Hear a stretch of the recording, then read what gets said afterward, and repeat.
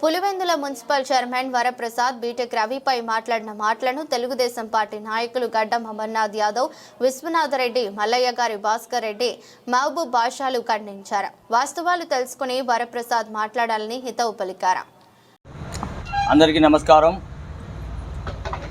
ఈరోజు municipal chairman అయినటువంటి వరప్రసాద్ గారు ప్రెస్ మీట్లో కులాల మీద ప్రస్తావన తెచ్చారు.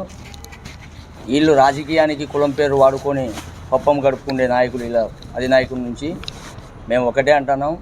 ఈరోజు ఒక మైనార్టీ వర్గానికి సంబంధించినోని కాదా, నేను యావత్తు ఒక మైనార్టీ సంబంధించినోని బీసీఈ ఒక కులాన్ని ఒక అమ్మకు ఒక అబ్బకు పుట్టినావని నువ్వు మాట్లాడడం నీకు ఎంత మటుకు సమంజసమో నీకే వదిలేస్తానా. నేను ఇంకోటి కూడా చెప్తాను, ఇంతవరకు మేము వ్యక్తిగత దూషణలు పోకూడదనే ఉద్దేశంతో నిన్న కూడా నేను చాలా గౌరవంగా ఒక మున్సిపల్ చైర్మన్ అంటే వరప్రసాద్ గారికి స్టేట్మెంట్కు ప్రతి స్టేట్మెంట్ ఇవ్వండి, మేము వాళ్లకు జవాబుగా మేము వివరణ ఇస్తామని కూడా చెప్పినాం. ఈరోజు అతను ఒక అడుగు అద్దు మీరి ఒక అమ్మకు ఒక అబ్బకు అనే మాట మాట్లాడినాడు. కాబట్టి నేను కూడా, ఎందుకంటే ఒక అమ్మకు ఒక అబ్బకు పుట్టిన వాళ్ళమే కాబట్టి చెప్తాము. నేను గత నాకు 49 సంవత్సరాల వయసు నుంచి బేతేల్ చర్చి దగ్గర నివాసం ఉంటున్నా. ఆ ఏరియాలో ఎవరిని అడిగినా కానీ నేను అమ్మకు పుట్టినానో లేదో అనేది వాళ్ళు చెప్తారు, అక్కడ సంబంధించిన ఏరియాలో ఉన్నవాళ్ళు. నువ్వు కూడా మన పాత రవీంద్రనాథ్ హై స్కూల్ సమీపంలో నువ్వు ఉన్నావు అంటే పూర్తిగా కనుక్కోలేము. రాజారెడ్డి ఇంటికి దగ్గరలో నువ్వు కూడా ఉన్నావు. నువ్వు ఒక అమ్మకు అబ్బకు పుట్టినావో లేదో అక్కడున్న ప్రజలు కూడా చెప్తారు. అది ఒకవేళ నీకు తెలియకుంటే ఏమన్నా నీకు కనుక్కో. అంతేగాని రెచ్చగొట్టే వ్యాఖ్యలతో మాట్లాడడం చాలా తప్పు. ఇప్పటికైనా మానుకో. ఇంకోటి కూడా, నీ నిజాయితీ గురించి ఏదో నువ్వు గొప్పలు చెప్పుకుంటున్నావు. నీ నిజాయితీ గురించి కూడా మేము చెప్తాం. నేను ఎమ్మెల్సీ వివేకానంద రెడ్డి గారి ఎలక్షన్లలో మీరు పులివెందుల నుంచి 26 మంది కౌన్సిలర్లు ఉన్నారు. ఆ రోజు 26 మంది కౌన్సిలర్ల మీద ఎవరిని కూడా ఏమీ అనకుండా మీ పార్టీకి సంబంధించిన లీడర్లే ఒక్క ఇద్దరిని మాత్రమే నీ ఇంటి మీద నీ పార్టీకి సంబంధించిన వాళ్ళే వచ్చి గొడవ చేసి నీ ఇంటి ముందర మూత్రం పోసిపోయినది నిజం కాదా? విలేకరులు చూడలేదా? ఆ రోజు ప్రెస్లో రాలేదా? చెప్పు, నిజం చెప్పు.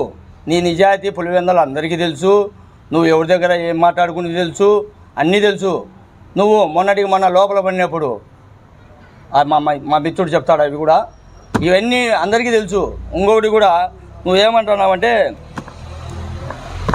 నన్ను ఎవరు కొట్టినారు, ముఖ్యంగా నన్ను ఎవరు కొట్టినారో నిరూపించుకోమను, నేను ఏ గుడి దగ్గరికైనా వస్తా అని నువ్వు అన్నావు. డైరెక్ట్ చెప్తానా నేను, ఎందుకంటే అది చెప్పకూడదనే ఉద్దేశంతో ఆగినా. అది కూడా చెప్పినా, గౌరవమైన పదవిలో ఉన్నావు కాబట్టి చెప్పలేకుండా అని కూడా నిన్న కూడా చెప్పినా. ఈరోజు చెప్తానా నేను, ఒక మహిళా ఉద్యోగితో నువ్వు ఉన్నప్పుడు, అది కూడా ఇల్లు చెప్తా నీకు 5 ఏళ్ళు అయింది కాబట్టి మతికి ఉండకపోవచ్చేమో, చెప్తా బాగిను. నీ సొంత అన్న వంటి రమణ పేరు రమణ ఇంట్లో నువ్వు ఉన్నప్పుడు లింగాల మండలానికి సంబంధించిన కన్వీనర్ కానీ, అలాగే పెద్దగూడాల జగదీష్ అని అంటారు, ఎర్ర జగదీష్ అని కూడా అంటారు, అతను ఒక చిన్నగూడాల మహేష్, వాళ్ళు నిన్ను కొట్టింది వాస్తవమా కాదా? నేను పొద్దున్నే నీ అన్న ఇంటి ముందనే శుంకులమ్మ దేవాలయం ఉంది. శుంకులమ్మ తల్లి దేవాలయం చాలా పవిత్రమైన దేవాలయం. ఆడికి 11 గంటలకు, రేపు 11 గంటలకు నేను ఒక్కనే వస్తానా. నువ్వు చేతనైతే వాళ్ళని పిలుచుకొచ్చి గుడి దగ్గర నేను కొట్టలేదని ప్రమాణం చేపిస్తే, నేను శాశ్వతంగా వాళ్ళు ఆడ ప్రమాణం చేసి మేము కొట్టలేదు ఇతన్ని అన్ని వాళ్ళతో చెప్పించుకోగలిగితే నేను నీకు బహిరంగంగా క్షమాపణ చెప్తా.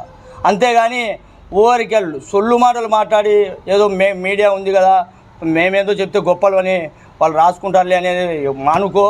అందరికీ తెలుసు, నీ చరిత్ర తెలుసు. ఇంకా ఉన్నాయి, వద్దు. మీరి మాట్లాడడం మంచిది కాదనే ఉద్దేశంతో ఆగుతానా. ఒక మైనార్టీ వర్గానికి సంబంధించిన వ్యక్తిని నువ్వు దూషిస్తావా? నాది కులం రాదా? అంటే నీవు మాట్లాడితేనే కులం, నేను మాట్లాడితే ఉండదా మాకు? అంతేగాని ఖబర్దార్, నువ్వు జాగ్రత్తగా వహించాలను. చాలా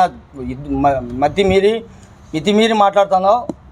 ఏదన్నా నీకు చేతనైతే, నీకు శక్తి అన్నావు కదా ఏదో ప్రమాణం చేస్తా అని, నేను శుంకులమ్మ దేవాలయం దగ్గరికి వస్తా. అట్లాగే నువ్వు చర్చికి రమ్మని చర్చి కాడికి వస్తా, మసీదుకి రమ్మంటే మసీదు కాడికి వస్తా. నాకు అన్ని దేవుళ్ళు ఒకరే, నేను పవిత్రంగా ఉంటా. నువ్వు రా, నేను రాకుంటే అడుగు. 11 గంటలకు టైం మతికి పెట్టుకో. శుంకులమ్మ దేవాలయం మీ అన్న ఇంటి దగ్గర యాన్నో అనుకునేవు. 11 గంటలకు నేను ఒక్కడనే వస్తానా, నీ చేతనైతే నువ్వు వచ్చేయి. అందరికీ నమస్కారం. ఈరోజు Pulivendula municipal nominated chairman Varaprasad గారు ప్రెస్ మీట్ ఇచ్చినారు. దాంతో ఏదో ఆయన వీరుడు సూర్యుడు, ₹1 తెలుగుదేశం పార్టీ నన్ను ఆఫర్ చేసినా పోలేదు, ₹1 ఇచ్చి కొని నిన్ను అంత దేశ నాయకుని కాదు, నువ్వు అంత నాయకుని కాదు, నీ గురించి పులివెందుల మున్సిపాలిటీ అందరికీ తెలుసు, నీ చరిత్ర అంతా తెలుసు, నువ్వు ఏదో పెద్ద డబ్బాలు కొట్టుకోవద్దు వరప్రసాద్ గారు, నీ గురించి అందరికీ తెలుసు. నువ్వు మొన్న నా మీద తెలుగుదేశం వాళ్ళు వచ్చి నన్ను ప్రలోభాలు పెట్టినా నేను వైఎస్ వాళ్ళు వెనకంబడే తిరుగుతానా అంటున్నావు. మీ పార్టీలో అందరికీ తెలుసు నీ చరిత్ర ఏందో. ఈ మధ్యకాలంలో నువ్వు కేసులో జైల్లో ఉన్నప్పుడు నువ్వు సలహాదారు నేను ఒక పేరు పెట్టి కొత్త పేరు పెట్టి చెబుతున్నావు కదా, వాళ్ళ ఇంటికి పెద్ద ఆయన మీ మామగారు, నీ పిల్లనిచ్చిన మామగారు ఒక పెద్ద ఆయన, అతి పెద్ద ఆయన, చాలా మంచోడు ఆయన, నీ బామర్ది శంకరు, మీ ఇంట్లో మీ మిస్సెస్ అయిన మా అక్క వయసుది ఆమెది, ఆమె కూడా వీళ్ళంతా పోయి మా భర్తను కాపాడండి, మేము తెలుగుదేశం పార్టీలోకి వస్తాము అని చెప్పలేదా అని ప్రమాణం చేయగలరా? మేము అనలేదని నీకు తెలియలేదు. నువ్వు జైల్లో ఉన్నావు ఆ టైంలో వరప్రసాద్ గారు, నీకు తెలియదు, జైల్లో ఉన్నావు. తెలుసుకో, మీ ఇంట్లో వాళ్ళని అడిగి కనుక్కో, మీ మామ ఎంత బాధపడింది మాకు తెలుసు అది. అంతేగాని నోరు ఉంది కదా అని ఒక అబ్బకు పుట్టింటే ఒక అవన్నీ మాట్లాడి నీ ఇష్టం వచ్చినట్టు మీడియా ఉంది, మీడియాలో కూర్చొని నీ ఇష్టం వచ్చినట్టు మాట్లాడితే మర్యాద ఉండదు వరప్రసాద్. అందరూ ఒక అబ్బకే పుట్టింటారు, నీకేమో మాకు తెలియదు, కానీ మేమైతే ఒక అబ్బలకే పుట్టినాము. నీకు నోరు అదుపులో మాట్లాడకపోతే కపడతారు మిస్టర్ వరప్రసాద్. మరి నోరు అదుపులో పెట్టుకొని మాట్లాడు. ముఖ్యంగా ఏదో మీసాలు ఉన్నాయి, నేను మీసం తిప్పుతా, నువ్వు పెద్ద హీరో ఏమి కాదు, మాకుండాయి మీసాలు, మేము తిప్పుతాం, రొయ్యకుండాయి మీసాలు. నీకంత సీను లేదు, నీకంత ఏదో మీ ఆడ వైఎస్ వాళ్ళ దగ్గర మెహర్బానీ ఉంది, ఏమన్నా మేము ₹1 ఇచ్చామంటే వాళ్ళంగా ఏమైనా ఎక్కువ ఇచ్చారని నువ్వు ఏమైనా ఆశపడతానేమో. నీకంత సీను లేదు వరప్రసాద్. మేము మళ్ళా తిప్పుతాను మీసాలు, మళ్ళా తిప్పుతా. నాకు ఛాలెంజ్. అదుపులో పెట్టుకొని మాట్లాడు, అదుపులో పెట్టుకొని నోరు అదుపులో అబ్బా గిబ్బా అని ఒక అబ్బకు పుట్టి నేను మాట్లాడితే మర్యాద ఉండదు. ముఖ్యంగా నిన్న చిన్నప్ప గారి మీద 2 క్వశ్చన్లు వేసినాం. ఆయన 200 మందితో వచ్చి వాటర్ ప్లాంట్ల మీద దౌర్జన్యం చేయలేదా అని. ఎస్, ఆయన ఒప్పుకున్నాడు, నేను పోయినాను, నేను గలాడు జరుగుతా అంటే సమర్థించినా అన్నాడు, సర్ది చెప్పని పోయినా అన్నాడు. బ్లూ ఫిల్మ్ క్లాసిట్లకు పోలీస్ స్టేషన్కి పోయినా అని ఒప్పుకున్నాడు. పోయినాడో లోపల ఏం జరిగిందో ఏం చెప్పుకొని బయటకు వచ్చినాడో తర్వాత పని నేను పోయినా స్టేషన్కి అన్నాడు. అతను చూసినా నేర్చుకో, మర్యాదగా గౌరవంగా మాట్లాడేది. ఏంది వరప్రసాద్ చైర్మన్ అంటావు, నువ్వు చిన్నప్పకుండే విజ్ఞత కూడా నీకు లేదు. ఆయన నిజాయితీగా ఒప్పుకున్నాడు, చూసి నేర్చుకొని నోరు అదుపులో పెట్టుకో. మీసాలు నీకే కాదు వరప్రసాద్, మాకుండే మళ్ళా చెప్పి తిప్పుతాను. రెడీ